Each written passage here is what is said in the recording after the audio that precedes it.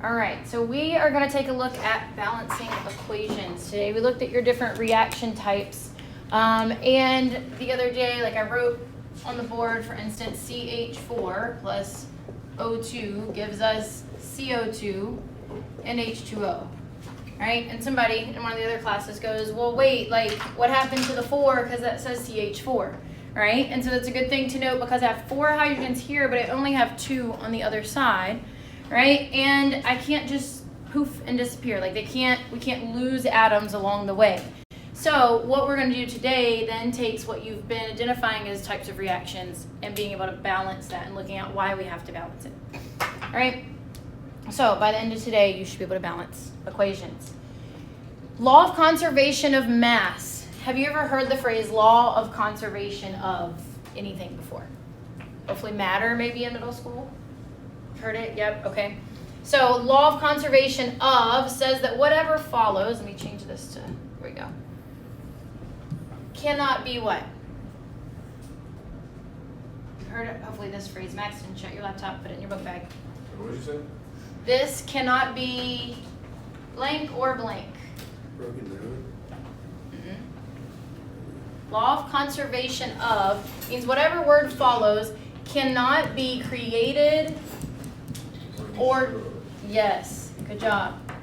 Have any of y'all heard that at all? Hopefully in middle school. No?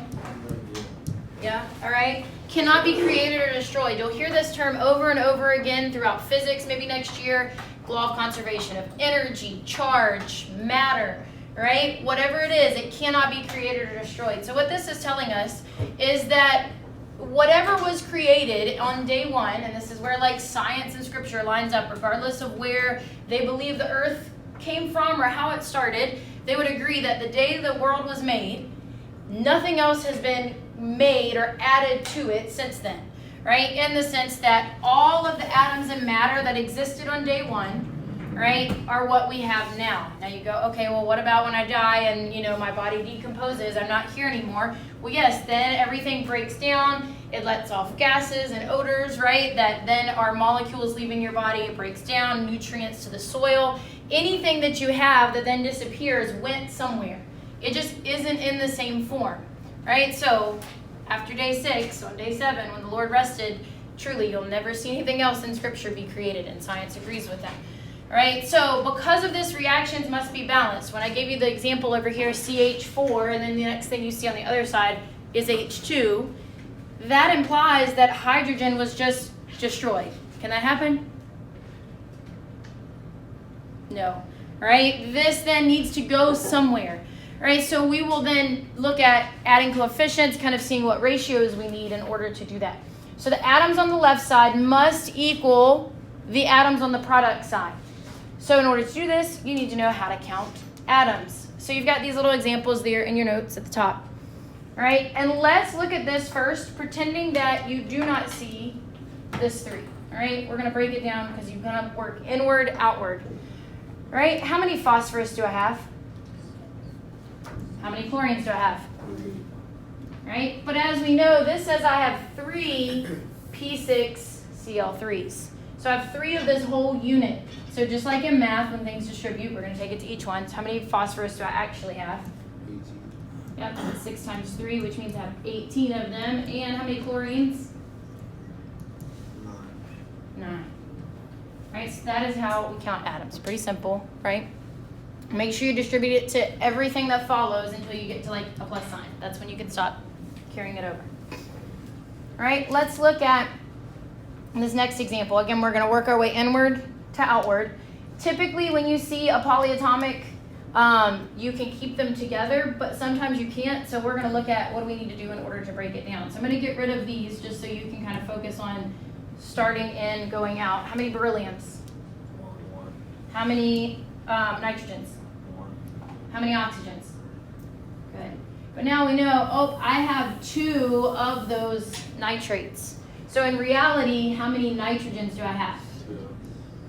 2 times 1, right, is 2. And then how many oxygens do I actually have? 6. Yes. All right, so I actually have 6 and 2. Then we know in the front that applies to everything. It's saying I actually have 3 of this molecule. So how many berylliums? 3, because it's 3 times 1. And then 3 times 2, so how many nitrogens? 6. And then 3 times 6, how many oxygens? 8. Good. That's how we count atoms. Good? Kind of think of the order of PEMDAS, all right? Or PEMDAS, however you want to say it. Working our way from like the in, then going to exponent, then going to the coefficient, right? In to out. So let's look at some right here. And on these, I'm going to have you keep the polyatomics together. We're just going to count how many of those polyatomics. Because like I said, that's what you'll, for the most part, see as you work through balancing. So on the first one, and you don't have these on your sheet, so if you're looking for them, just follow along up here. How many hydrogens do I have? 2. Good.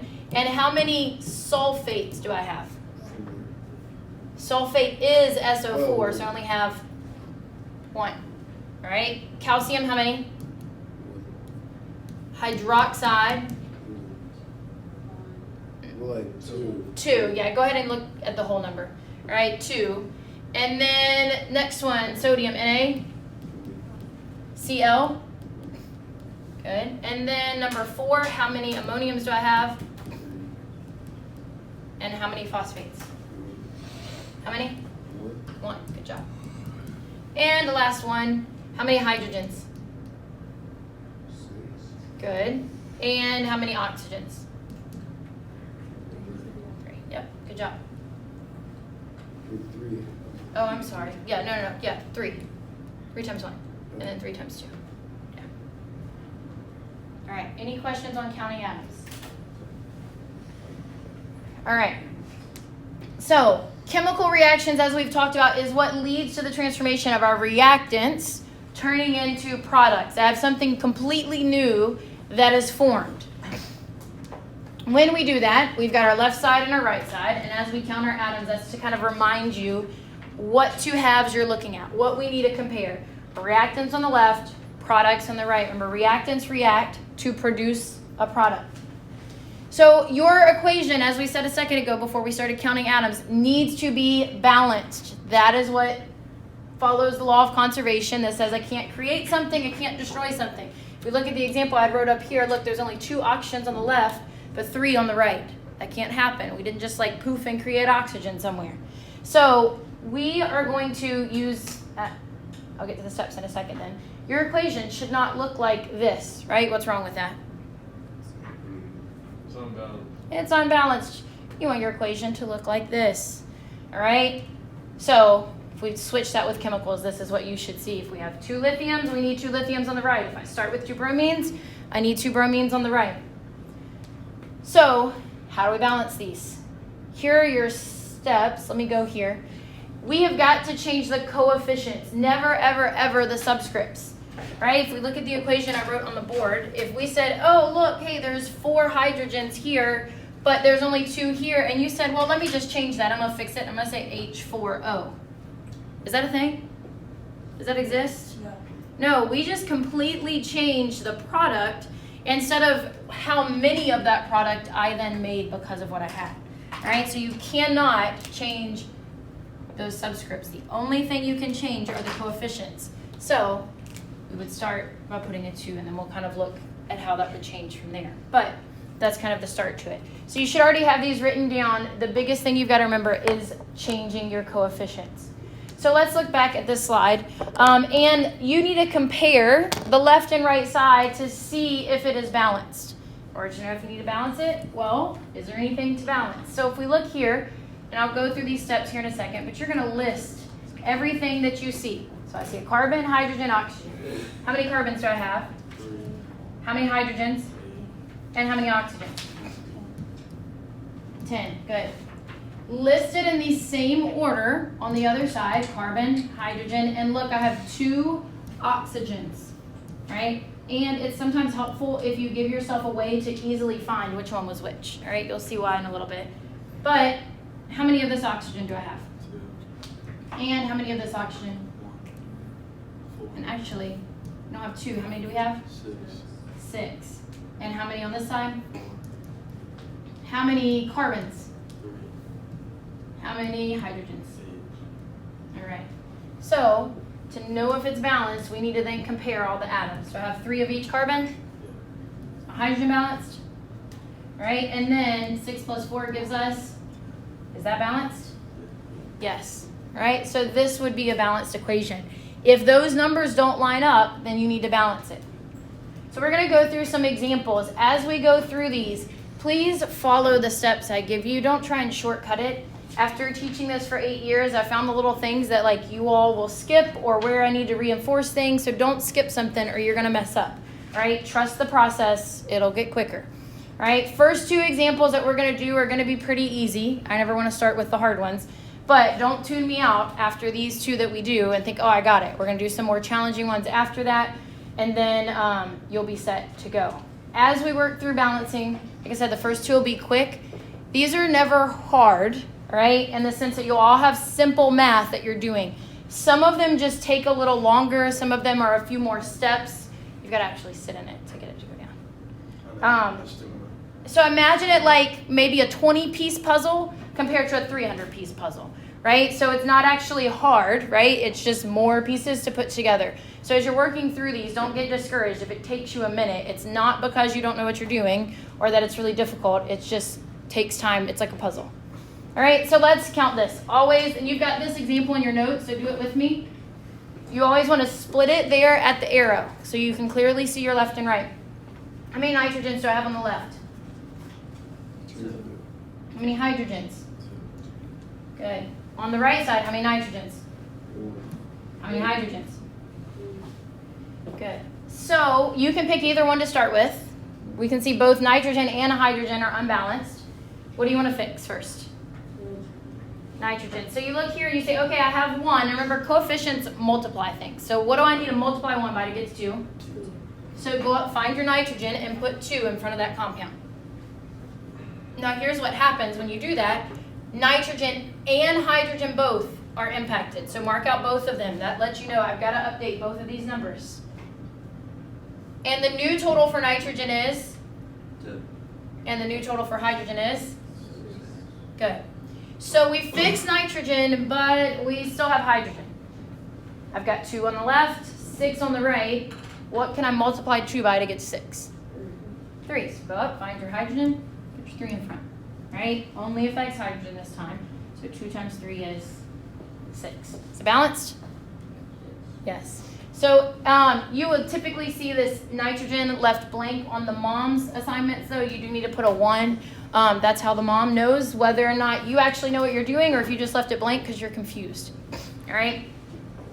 So if you get stuck when you're at home, like always, look, I walk through each step of this and kind of give you explanations so that you can work back through it if you get stuck at home. All right, let's look at this next example. We have iron oxide. It gives us iron and oxygen. So cut it in half. List your atoms. How many irons do I have? Oxygen. 1. Good. Iron on the right side. 1. Oxygen. Good. So iron is good, but oxygen is not. What do I need to multiply this by? 2. Now some of you go, well, wait a minute. When I put a 2 up here, that's going to affect iron and oxygen. So can I take this 2 and just put it in the middle here? No. I'll see people do that sometimes. You cannot do that. That changes the formula. All right? It's okay if it messes up iron. Sometimes things got to get worse before they can get better. So iron and oxygen are both impacted. Now we have 2 of each. But look, iron is an easy fix to get back correct. What do I need to put in front of it? 2. And, oops, let me update it. Then we're balanced. Let me see a show of thumbs of how you feeling this so far. Up for good, down for bad. Oh, would it have a 1 in there? In front? Yeah, you put a 1. All right, I don't see any downs, so that's good. All right, so let's take a look at, we're going to step it up just a little bit. And let me go through the example. Here are some helpful tips. You'll see these written on the top of the next page because I didn't have room on the page of examples here. But some tips as you move into what we're going to do next. Start with atoms that appear only once. So, for example, what I wrote over here, CH4 plus O2 gives us CO2.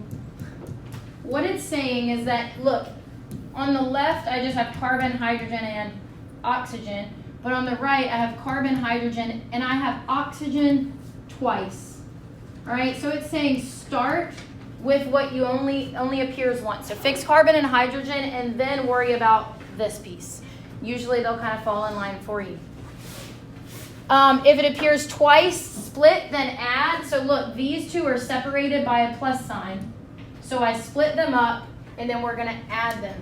If you're a visual person, I would suggest highlighting or boxing in so you can see, oh look, that's this oxygen. And this total is from this oxygen. That just helps you keep it straight. That way when you add a number in front, you know which oxygen to change. But then you would split and then add. We have 2 here and 1 here, so give your total. If you have an even number on one side and an odd on the other side, say, let me see if it's not an example here, but let's say you had Fe on one side equals 3, but Fe on the other side equals 2. Make this odd number even first, right? Because there's nothing we can multiply 3 by or 2 by to get to an odd number. So make the odd even and keep your polyatomic ions whole. Do not make life more difficult on yourself by splitting polyatomics up. Keep them whole, count them whole if they appear on both sides. So let's look at some examples. This one, some of you may look at NO2 and go, well, that's a polyatomic, but do you see it on the left side too? No, so we can't keep it together. So go ahead in your practice there, make sure you're following along. Split this in half at your arrow. And if you don't want to take the time to highlight, you could draw like you saw me doing a box or a circle around them so that just whatever helps you remember which one is which. How many nitrogens do I have? Good. How many oxygens? How many of the green oxygen? 2. For a total, remember split, then add. So 2 plus 1 is 3. Notice we're not doing any hard math here. It's going to stay about as simple math as that. On the other side, we've got 1 and 2. Nitrogen looks good, but my oxygens, look, I have 3 and 2. What was one of those tips that I gave you? Do you remember? I think, what did you say? Make the odd number even. So I've got a 3 here. What's making that odd? The 1 or the 2? The 1. So let's go up and see how easy it is to see which oxygen I need to fix. Go up and find that oxygen, and in order to make it even, put a 2 in front of it. All right, now remember that updates nitrogen and oxygen. I now have 2 nitrogens and 2 oxygens. My new total of oxygen is what? Good. So we didn't really fix anything yet. Nothing matches yet, but we've set ourselves up so that we can. If we look at nitrogen, I've got 2 on the left, 1 on the right. What can I put in front of this one? Good. And that affects everything that follows. So I have 2 nitrogens and 4 oxygens. Is it balanced? Yeah, look, 2 and 2, 4 and 4. Wait, so where'd you get the big 2 from? Good question. So we said nitrogen looks fine, right? There were 1 and 1 to start with. But we had a 3 and a 2 for oxygen. So we made our odd number even to start out. We took that 1 and said, there's nothing I can multiply 2 by to get to 3, so let's make this even so we can start fixing it. Good question. Any other questions on this one? All right, let's look at, I think I've got 1 or 2 more examples here for you. All right, this next one, go ahead and split it in your notes. And what do you notice is there? Thank you. What do you notice it has this time? Polyatomic. So we are going to keep those together because I see NO3 on the left and I see NO3 on the right. So if you didn't see both, would you change it? Right. If this happened to switch to be like cesium nitride and gallium oxide, then you would have to like count it separate. But since you see it on both sides, you get to keep it together. Good question. All right, and I already totaled them up for you. You've got 1 gallium, 3 nitrates, 1 cesium. And look, if you'll notice, this will help you tremendously. Something simple. List them in the same order. Then you can easily look straight across. If you don't, you're trying to find what it is. So gallium, nitrate, cesium, and list it in the same order over here, even though it's in a different order on the right side. So gallium looks good, cesium looks good, but nitrate is not. What could we do? One. Multiply the number 3 times 3. Good. So on the right side, he said take our 1 and multiply it by 3. You don't need to make that one even because we didn't have an even odd. We have 2 odd numbers, so it's okay. All right, that affects cesium and nitrate, so mark them both out so that you don't forget anything. The biggest area I see people make mistakes is they move too fast and they don't mark things out or they don't update numbers that they need to, and then you end up really confused. All right? So we fixed nitrate, but now cesium's thrown off. How can I fix it? Good job. Put a 3 in front. Now are we balanced? Yes. All right. Is that the last example I had there for you? Yeah, what's the first? Say that again? What's the first? One. So last- ones, but like when you're writing it, you'll just see it left blank, but in the moms you'll have to put a number. But think like X. You never see a 1 in front of it, but what's actually in front of it? One. A 1, right. So that's why you won't see the ones written, but you're welcome to write them if you want. All right, so you've got some examples on the next page. These right here. Here's what I want you to do. I want you to do 1 through 4. If you have a question on 1 through 4, let me know and I'm going to come by and help you. Then I want you to work on 5 and 6, but if you get stuck, just keep working on it and we'll look at those together. I want you to try them, but if you've got questions, we'll go over them together. So do 1 through 4, let me know if you have questions, and then try 5 and 6, see if you can figure them out. We're going to look at number 3 just because it's a good example of something I want to show you. I see some things that some of you are doing, so even if you figured it out, look up here because some of the troubles you all were running into were some of these things. Whoops. So, number 3, we look at it, how many nitrogens do I have? Fluorine. And then over on the right side, nitrogen and fluorine. You all saw like here, nitrogen's 2, nitrogen's 1. All right? What do I need to multiply 1 by to get to 2? 2. This then affects everything. If you forget that, like draw these little lines to it to help you. And you cannot change these numbers, like your totals right here, you cannot change that until you have put a number in this blank. If we haven't put this here, I can't mark these out because it is 1. Until you put this number, then you can change these numbers. All right? That's where I often see people, you start updating these and you forget to ever put it in the blank and you think you have a balance and it's not. All right? You have to put the number in the blank before anything changes. So mark out both things that change. I have nitrogen is 2 and now 2 times 3 is 6. So then we can go to the other side and look, these two are split by a plus sign. So whatever I do to one, it does not affect the other. So the only thing that's off is my fluorine now. What do I do to fluorine? All right, 3 times 2 gives me 6. All right, so take it step by step. If you start kind of mixing all those steps up, you're going to get them wrong. Questions on this one? All right, let's look at number 4. So we have aluminum, hydrogen, bromine.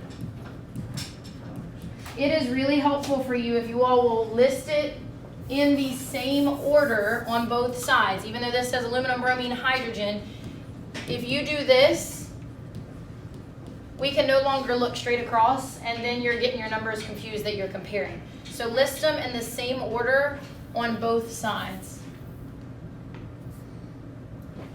Aluminum looks good, but hydrogen and bromine are off. So some of you attempted and you put a 2 here to fix hydrogen. But what happens to bromine? That's 2, and oh no, did that fix it? No. So if you went back and said, okay, let me put a 3 here, does that fix it? Nope, fix bromine, but not hydrogen. So sometimes that happens, and don't be discouraged if you put a number and it doesn't fix everything. What you look at here is, oh, wait a minute, I have 3 and 3, but now I have 3 and 2.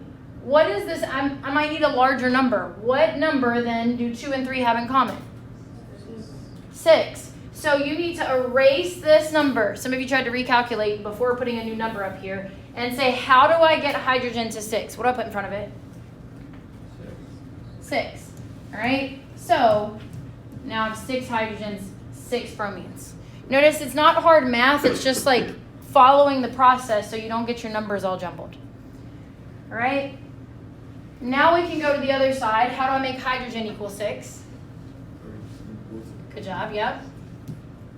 And 3 times 2 is 6. And then my bromine, it's at 3 and 6 on the other side. So what do I need to put in front of that? Good. So that affects both aluminum and bromine. Put your number, then mark them out. What? But then you should put 2 in front of that. Yes, good job. All right. So they were updated numbers. And as Breck said, go over here and we say, well, aluminum is the last thing we need to fix. And now I have 2.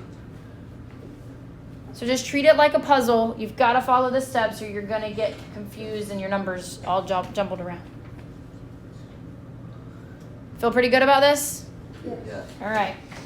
So know that when you run into a number that doesn't work, you didn't necessarily do something wrong. You just maybe need a larger number. It's part of the process. All right. Let's look at this last one here.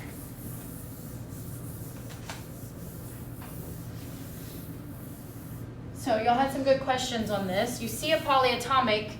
Can we keep it together? OH is a polyatomic. Could we keep that together and count it like that? That's the OH? Yeah. Yeah. Can I? No. No, why not? Not It's not on the other side. So some of you saw that and were like, oh, can I keep it? No, because it's not on the other side. So we need to count them all separate. So you have Na, H, and O. Then on the other side, you have Na, H, and how many O's or how many H's do you have? 2. 2, all right? They appear twice. I'm not saying how many. So again, I'm just going to color this for the visual as we see this. Some of you that are visual people, please color it as you're working through these problems or highlight it, circle it, box it, whatever you want to do. But there we go. That helps you see which one you're changing. So, I didn't. We counted it separate, like Na, H, and O are the atoms that I have. Maxton, why are we talking? Na, H, and O are the elements I have. So we counted the elements. We don't want to count how many H2Os because I don't have H2O over here. All right? So Na, I have 1, hydrogen 2, oxygen 1. Na 1, the yellow hydrogen 1, green hydrogen 2, and oxygen 1. All right? 2 plus 1 is 3. Good. What do we need to fix here? Hydrogen. Got an odd and an even. So let's fix our odd. What are we going to do? Good.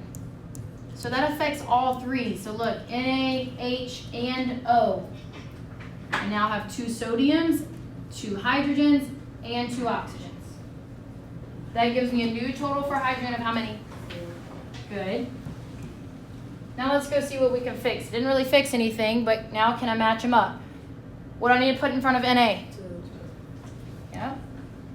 What do I put in, and update your number. And then what do I put in front of H to get to 4?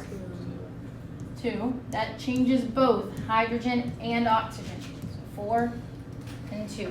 Am I balanced now?